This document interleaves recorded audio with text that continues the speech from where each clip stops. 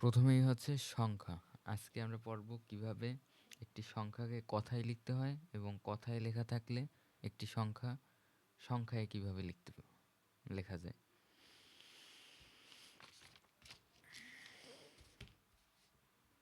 এখানে total block সংখ্যা কতটি সেটা আমরা গুনব। এখানে 10টা ব্লক আর এদিকেও 10টা। 10 গুণ 10 100। 10 গুণ 10 সমান 100। এরপর টোটাল ব্লক আছে কয়টা? 1 2 3 4 5 6 7 8 9 10 11। 11টি ব্লক আছে। 11টিতে 11টি শতক হবে। তাহলে লিখব শতক সংখ্যা কতটি? শতক 11টি। এরপর দশক। এখানেও 10টি ব্লক আছে। 2 দশক।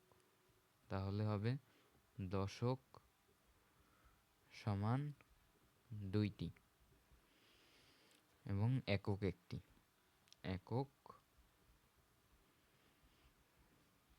একটি। এ পর্যন্ত নিশ্চয়ই সবাই বুঝছি। এরপর এইটাকে আমরা প্রথমে কথায় লিখব, তারপর সংখ্যায় লিখব। এভাবেই অঙ্ক আসবে।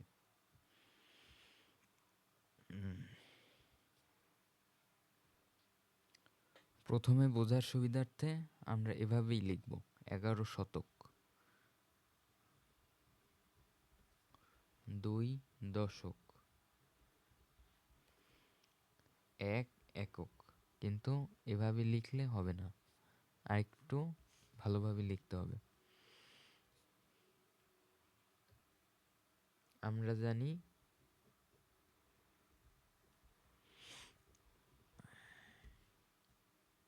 10 শতকে হয় 1000। 10 শতক সমান 1000। তাহলে লিখব এখানে আছে 11টি শতক, আমি 10টি নিব, থাকবে একটি শতক। 1000। একটি শতক রয়ে গেছে, ওইটাকে লিখব 100। 100। আর 2 10 1 21। 121।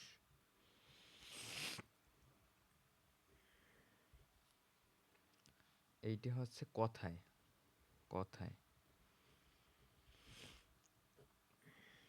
এটাকে এবার সংখ্যায় লিখব। সংখ্যায় হবে